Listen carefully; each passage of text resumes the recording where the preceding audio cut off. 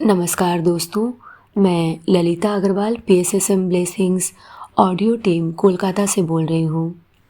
पिछले ऑडियो में हमने जाना कि टॉरकुम जी बता रहे हैं मेडिटेशन सर्विस और गाइडेंस को जोड़ता है। डिसाइपल के पास अपना एक अलग फील्ड होना चाहिए सर्विस का, जिसमें वह किसी भी तरह से हर तरह से सेवा करने के लिए तत्पर हो कहीं भी। मेरे माइंड में डिसाइपल को अपने लाइफ में इस तरह के ट्रायंगल को बनाना होगा। ट्रायंगल का बेस है स्टडी और सर्विस और एपेक्स पर है मेडिटेशन। अगर वह अपनी ऊर्जा और समय को बिना भेद किए छितरा देता है तो वह बिना किसी उपज के स्वयं को बर्बाद कर रहा है। उसका अपना एक स्पेशल फील्ड होना चाहिए जिसमें वह अपनी ऊर्जा पर फोकस कर सके, अपनी जड़ों को तैयार कर सके और अपनी पंखुड़ियों को खोल सके। उसकी रीडिंग उसके सर्विस के फील्ड को सपोर्ट कर सकती है और उसके सर्विस के फील्ड को उसके विशेष रिसर्च और शिक्षा की ज़रूरत है। ध्यान शिष्य को सिर्फ उसकी रीडिंग्स एकत्रित करने में और उसके ज्ञान को उसके सर्विस के फील्ड में लगाने में ही मदद नहीं करता, बल्कि ध्यान नए होराइजन्स, नई ऊर्जा, नए दृष्टिकोण के द्वार भी खोलता है, जिसके द्वारा अध्ययन का क्षेत्र और सेवा का क्षेत्र दोनों ही चार्ज होते हैं, प्रकाशित होते हैं और एनरिच्ड होते हैं। यह भी सही है कि बिना फोकस के कोई सफलता नहीं है। ध्यान, अध्ययन और सर्विस पर एक लंबे समय तक फोकस किया जाना चाहिए, जब तक कि इस फोकस के द्वारा डिसाइपल को इंट्यूशनल और आत्मिक प्लेन में प्रवेश का अधिकार न मिल जाए, जब तक कि वह विभिन्न डायमेंशंस और विभिन्न फील्ड में कार्य करने के योग्य न हो। स्पिरिट के उसी फोकस द्वारा, लेकिन विभिन्न आकार और रंगों में। रात के 10 बजे हैं और मैंने रेडियो पर न्यूज़ सुनी है कि अल्जीरिया में भूकंप आया है। प्रार्थना करता हूँ कि ईश्वरीय सहायता उन तक पहुँचे। सैटरडे अक्टूबर 11। आज बादल छाए हुए हैं, लेकिन मौसम की भविष्यवाणी के अनुसार दोपहर तक साफ हो जाएंगे। सुबह के 9 बजे हम केप पॉइंट गए।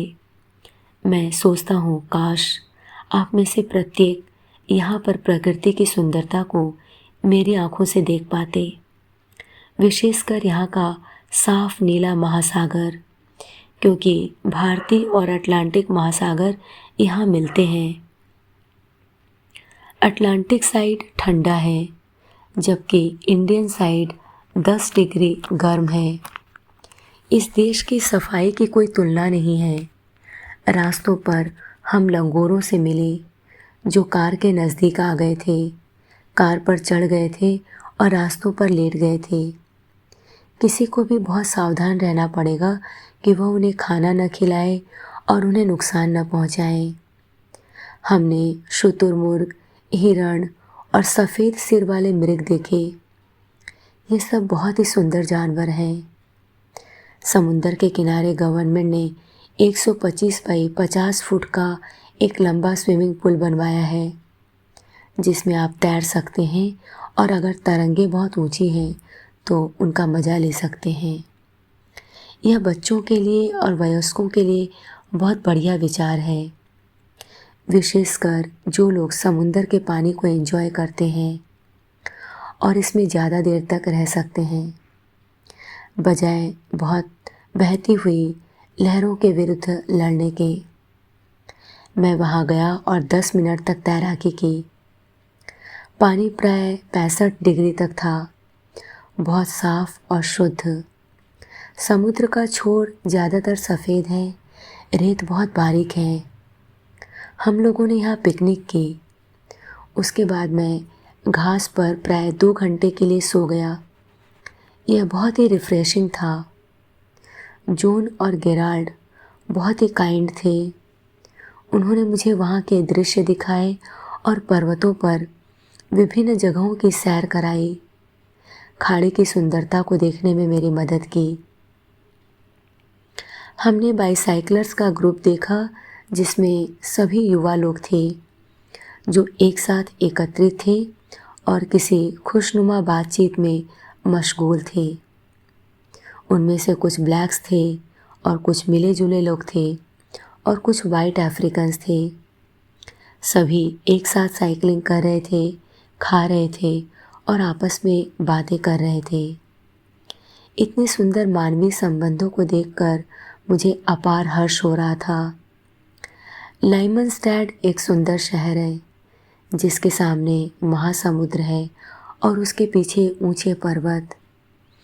हमने बहुत सारी तस्वीरें ली। हम शाम के 5 बजे वापस आए। हवा बहुत साफ़ है, कोई बादल नहीं है और सूर्य अभी भी सुंदर फूलों पर चमक रहा है। जोन का एक बगीचा है, करीब 1/4 माइल लंबा और इसमें करीब 50 तरह के फूल हैं, सभी खिले हुए। गुलाब के फूल असाधारण हैं। हर दिन मुझे अपनी टेबल पर एक नया गुलाब रखा हुआ मिला। आज 3 युवा लड़कियां मुझसे मिलना चाहती थी। जॉन ने आकर मुझे उनकी इस इच्छा के बारे में बताया। उन्होंने जॉन को बताया कि वे किसी व्यक्तिगत चीज़ के बारे में मेरा वेरिफिकेशन चाहती हैं। मैंने पूछा, क्या है यह? जॉन ने बताया कि किसी मीडियम ने उनसे यह कहा है कि इस जीवन में एक उम्र में जाकर वे मास्टर्स बन जाएंगे और उन्हें ऐसा लगता है कि आपके पास यह जानने की शक्ति है, वे आपसे मिलना चाहती हैं। मैं उनसे नहीं मिलना चाहता। और कुछ देर सोचने के बाद मैंने जॉन से कहा कि उन्हें जाकर कह दो कि इस तरह के विचारों पर काम करने से पहले वे कॉस्मोस इन मैन किताब को 3 बार पढ़ें। आशा करता हूँ इससे उन्हें सहायता मिलेगी। आज के लिए इतना ही। अगले ऑडियो में हम इसी घटना को आगे बढ़ाते हैं। तब तक के लिए धन्यवाद दोस्तों। आप सभी का बहुत बहुत आभार। आज का दिन शुभ हो।